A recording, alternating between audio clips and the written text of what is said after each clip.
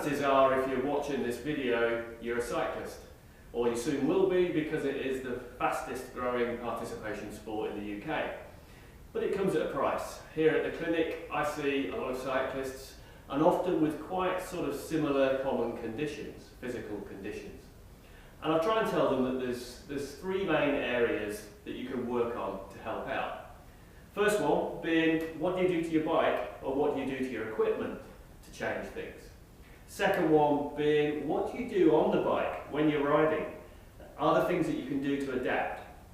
And then the third level is what you're doing to yourself in terms of your training, in terms of your strength, your flexibility, your stability, and of course, more importantly, controlling your training load.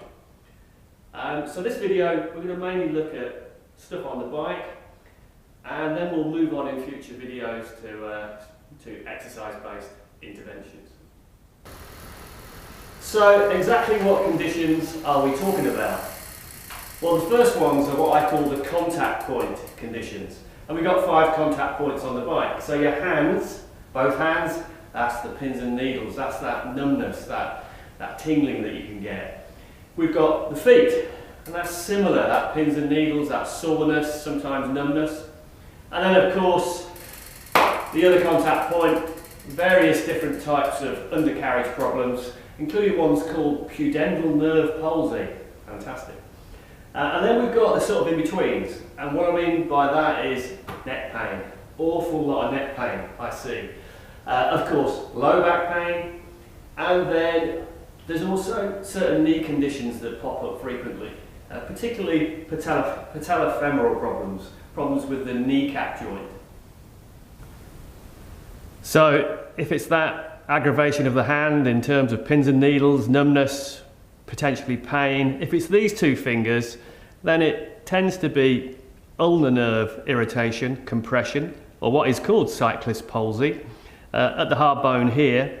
If it's these 3 fingers, so those 3, tends to be more median nerve palsy or irritation, the soft tissue here between the 2 bones.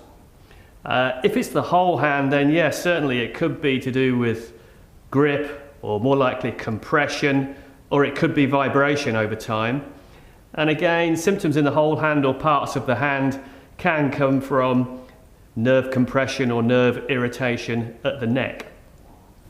Perhaps the most common problem with hand issues is there's just too much pressure down into those bars, and the body weight is being shunted forward because you've set your bike up super aggressive, really high at the back, really low at the front, smashing weight into these bars, and you're kind of not just used to it. You haven't work hardened your body to that amount of rake, to that amount of angle.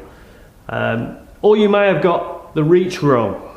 You may find that you just spread that too far. Maybe it's a problem with stem length, or even bike size. But yeah, too much weight simply being loaded into the bars, that's going to give you issues. You may need to relax that off a little bit, adjust the bike, and then as you work hard into it, you may find you can migrate to a more aggressive riding posture. So, what can we do on the bike? Well, we've got lots of different hand positions, haven't we? We've got up here on the bars, into the hoods in various different ways, and down onto the drops. Migrating between these positions is always a good idea to relieve pressure. Also, watch how you are in certain positions, particularly on the hoods here. Often find that people like that racy position of having their hoods migrated around the bars, but that can then create a little bit of tension through the wrist here. A particular synovitis, tenosynovitis can happen. And then sometimes we have people who have them really turned right back, cocking the wrist back, putting some stress on that ulnar nerve again. Best thing to do, peel back your hoods, get yourself a decent Allen key, loosen those off, and try and find yourself a nice neutral position that's not canted over too far here, not retracted back, but is keeping that wrist in a fairly aligned position like so. And maybe just look at the squint. Is it squinting inwards? Is it flared out? Some riders like to have a tiny wee bit of flare because it seems to line the wrists up again a little bit more anatomically. So then we've got the bars themselves. Definitely go for a good quality bar tape, change it regularly, and you may want to go for one of those gel tapes, and you may find that you might want to go a little thicker than maybe you've been before if you're suffering from those problems with your hands. And gloves, well, we've got lots of choices. This pair of gloves here, you can see the pads are quite widely spaced and they create a little tunnel. In fact, they create a tunnel for the carpal tunnel where that median nerve is, and I can see how that works on the bars. It kind of relieves pressure at that point. This glove's a different design. It's much more padded into the hand, into the palm, and certainly if you're vibration sensitive, I can see this design working better for you. And then we've got two more choices here. We've got this glove here, which is all about the padding right in the middle, really, right over that median nerve. Not sure about that one personally. I don't know whether that sort of almost drives the padding into that gap. And then we've got this one, which is completely different. This one is all about the padding right around here, really for this ulnar nerve area. And you can see there's very little padding through here. That one certainly tends to be comfortable in that hood position, but again, not too certain about that down here. So we can all get a touch of aggravation, hand pins and needles, etc., particularly on long rides. But I have a simple rule: if it's persistent, if it's always there, then you need to make changes, because in general it just doesn't change. It's not one of those things that you kind of get used to or work hard into. So you're going to need to experiment with gloves, maybe try and find the glove that suits the issue you've got in your hand, and also maybe look at that bike posture in terms of, are you just loading too hard into the bars? Do you need to relax the posture off on the bike a little bit and make some adjustments? So neck problems, definitely common, and we all get a little bit of neck pain early season. Maybe you've been on your mountain bike all winter, or maybe you've had a layoff and you're getting back into your road bike, and that cocked back position, yeah, it pays its price. But chronic neck problems, they're a little bit more miserable, and they're difficult to sort of work harden. So often it's a case of somebody's got a neck problem anyway, and they kind of take it onto their bike and make it worse on the bike. But also it's often the case of, again, going high at the back, low at the front, too racy too soon, getting that cocked back posture, and then you're compressing your neck, and you're also really working those muscles in a shortened position. So it's all about relaxing the bike off again if you can. Probably you're in an overreached position as well, so that's where you're going to do most of your work in trying to get into a more comfortable riding position. And when you're on your ride, there's a few options. So, I mean, I've set this bike up fairly relaxed and I'm fairly round-shouldered, but some options to do are, you've got to kind of see if you can break up your posture on the bike. So yes, you've got your constant changes through here. There's a few little break-up stretches you can do. One of the ones I suggest is, imagine you've got a cord tied here and someone's pulling that cord up. You keep your head down and the cord goes up. You keep your head down and the cord goes up. Obviously do that on a bit of road where you know you're safe. You can also get your hands up on the bars and do some pushbacks. So I'm actually pushing back and dipping my head down again, a bit of double chin. Okay, push back, dip my head down again. And that tends to gap and open the neck a little bit and can relieve some tension. And another tip is, when you're setting up your woman cave or man cave, and you're going to do the load of Zwift, or you're going to watch the 10th series of Game of Thrones, get your screen down there. Don't set your man cave up with the screen up here. Okay, that's no good to you. Get it down there. All right. So if you've got your laptop or if you're using a TV monitor or whatever, get it really low, because you can tolerate more time training indoors then. And maybe to reduce tension on the neck, you need to reduce the reach. Maybe you're just getting into that deep reach position again, too much pressure up front. So you've got some options here, and remember, this is stuff that you might need to kind of do early season as you're getting back onto the bike, but as your neck work hardens to the posture, you can maybe then go back towards a more racy aero posture. But yeah, peel your hoods again, get in there with the Allen, and maybe just slide those back a wee 10. That's going to take you back a few mils, just takes off a little bit more pressure. Bit of a quick fix. You could just unbolt the stem clamp and just rotate the bars back a few degrees. Again, that's not ideal in the way that it takes the bars, the bottom of the bars with it, but I actually like to ride with the hoods a little bit elevated and the bars a little bit rotated. And then of course, your stem. Maybe the stem's too long. In this case, I had a 100mm stem on here and I swapped it to an 80mm stem. That's brought me back 2 centimeters. And it only needs a few degrees. It appears with the neck that it's kind of pinching or it isn't. There often isn't a great deal of middle ground. So just a few degrees relieving and relaxing the posture can give great benefit to your neck. Finally, you might be somebody who likes to slam your front end. Well, I don't know, maybe don't be in a rush to get the hacksaw out. This one's still got quite a lot of adjustment left in it, and it does allow me just to relieve some pressure on the neck because I can ride a little higher. So, what about the other point of contact? Now, cyclists love a bit of saddle wars, saddle bragging. They like talking about their newest purchase, 40 grams made out of kryptonite. You're definitely going to go faster. The bottom line is you've got to get this thing comfortable on it.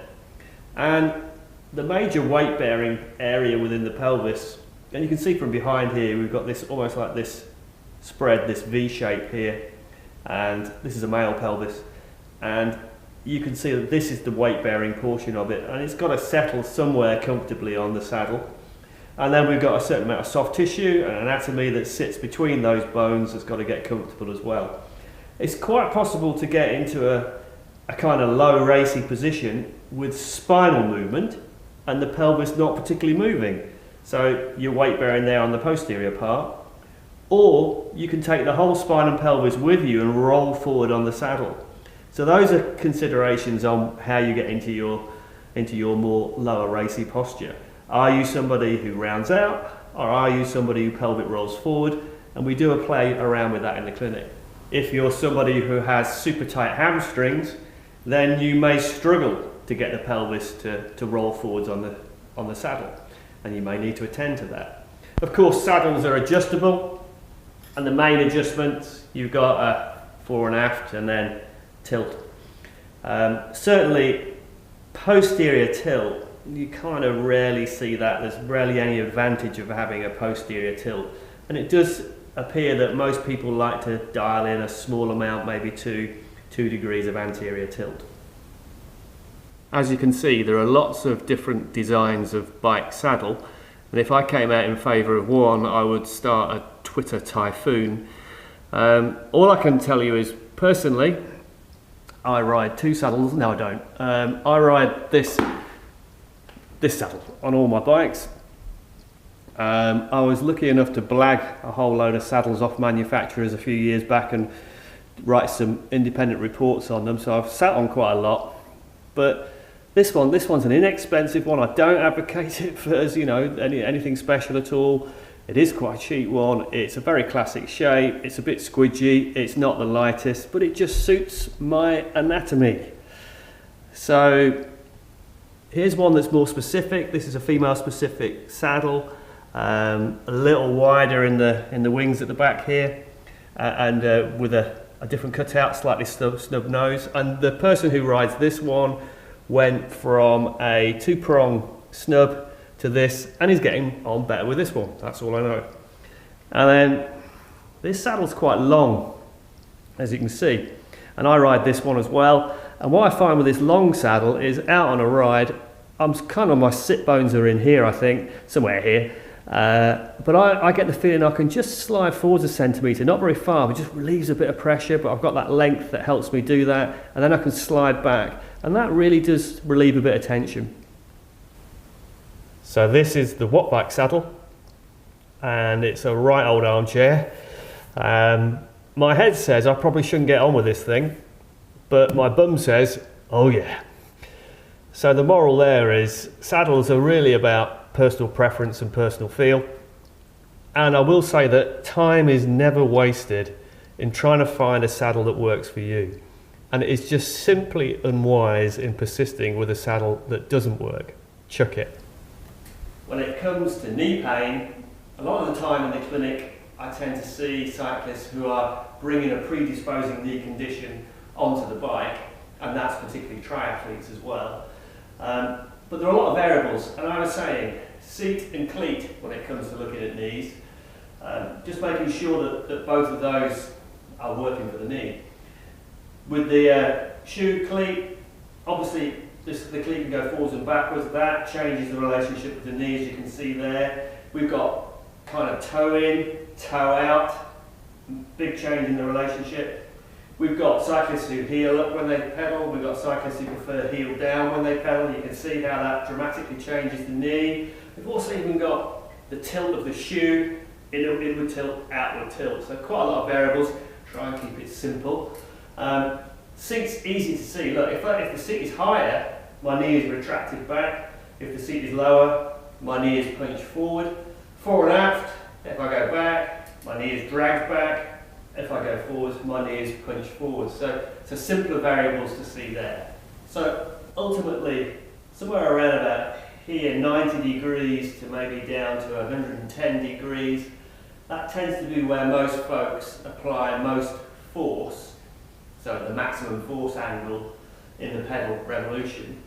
And I guess what we're trying to do is really get that knee stacked up quite comfortably in that zone so that the knee isn't punched too far forward or the knee isn't retracted too far back, because that can really then put too much force or too much wear and tear through the knee, and particularly through the patellofemoral joint. So let's talk about feet and specifically shoes. Cycling shoes are built for purpose.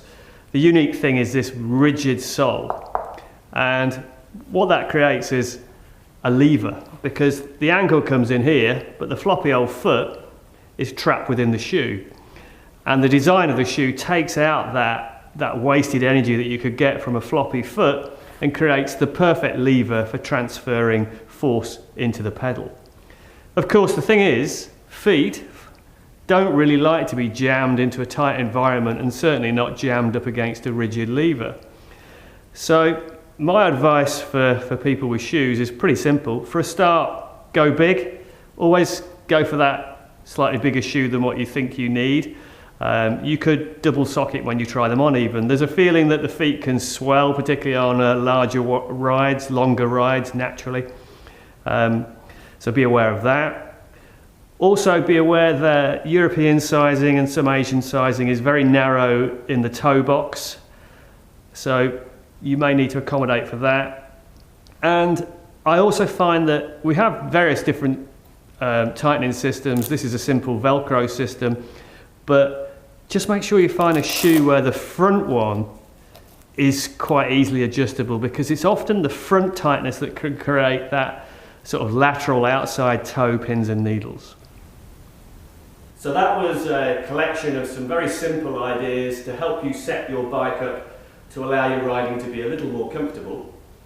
And we always say that comfort is king when it comes to cycling. Throughout the video I did mention that often people tend to get high at the back, low at the front, maybe a little too soon when they're not ready for it. I did a video a couple of months ago. It's called Raise Your Rear. Find it on my website or find it on YouTube. And there are quite a few exercises on there to help you achieve that kind of more racy posture, maybe a little bit more comfortably. So, thank you for watching. Dad! I'm filming. You can't use the phrase woman cave.